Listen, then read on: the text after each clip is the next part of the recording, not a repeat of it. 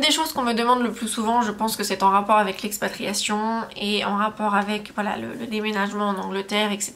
Comment faire, quel budget, ce genre de choses. Et du coup je me suis dit que j'allais commencer sur la chaîne une petite série en rapport avec tout ça. Pour ce premier épisode, j'avais envie de vous parler de la décision de partir parce que je pense qu'avant de penser au budget et avant de penser à la logistique, etc., c'est important de savoir pourquoi on part. Pour ma part, c'est quelque chose que j'ai eu envie de faire depuis très longtemps, depuis que j'ai à peu près 14-15 ans, je savais que je voulais partir vivre en Angleterre. Entre temps, il y a des choses qui se sont passées, donc c'est pas forcément arrivé au moment où je pensais que ça arriverait et c'est pas arrivé dans les circonstances dans lesquelles j'aurais aimé que ça arrive. En revanche, voilà, c'est quelque chose que je voulais depuis très très longtemps. Pour moi, c'était plutôt facile parce que même si c'est quelque chose que je voulais de base, quand ma mère est décédée, en vrai, j'avais plus rien qui me retenait en France. Donc techniquement, la décision s'est presque faite pour moi et l'opportunité s'est présentée à moi. Je suis pas allée la chercher techniquement, mais voilà, je sais que c'est quelque chose que j'allais faire de toute façon à un moment donné. La décision de partir, elle doit être prise en connaissance de cause, en sachant que si vous êtes quelqu'un qui est très famille, qui est très proche de ses amis, il faut savoir que ça va être difficile. Partir quelque part, c'est pas anodin. Aller vivre ailleurs dans une autre culture, c'est pas anodin.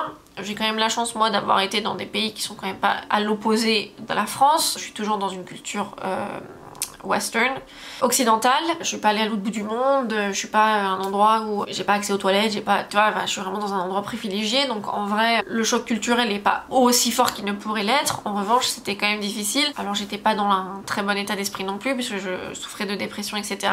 Mais ça m'a pris 8 mois avant de me dire ah ouais ok j'aime bien la vie que j'ai ici, et pendant les 8 premiers mois j'ai détesté. Enfin j'étais vraiment pas, détesté, peut-être un grand mot, mais en tout cas je me sentais pas bien ici, j'avais pas envie de rester, mais en même temps je me sentais pas bien en France non plus, donc du coup c'était vraiment quelque chose de compliqué pour moi. Enfin, je me suis dit bah si j'ai ma place nulle part, je ne sais pas où aller.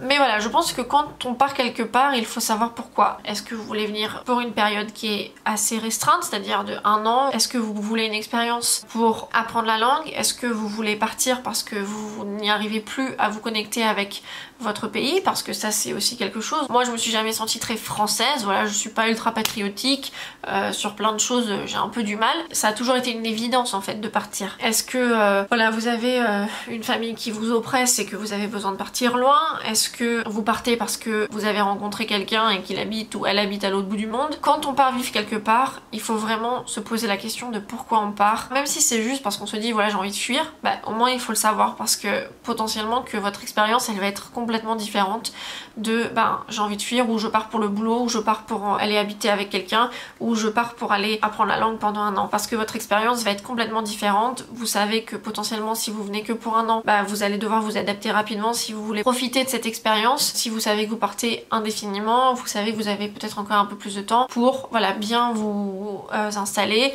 et que potentiellement du coup vous allez attendre un petit peu pour aller voyager par-ci par-là dans le pays, etc. Si vous pensez à l'expatriation, si vous pensez partir à l'étranger, c'est ultra important de savoir où vous partez, pourquoi vous partez et dans quel cadre, dans quelle mesure, parce que ça va beaucoup impacter votre façon de vivre, votre perception de l'expérience. Et puis voilà, c'est très important juste déjà pour votre santé mentale de pouvoir partir sereinement, plus ou moins en tout cas, ou de savoir que potentiellement vous allez être paumé pendant quelques mois ou ceci, cela. Si vous avez des questions, n'hésitez pas à me les poser en commentaire, j'y répondrai avec plaisir. Dans les autres épisodes, je vous promets qu'on parlera budget, logistique, logement, etc., etc.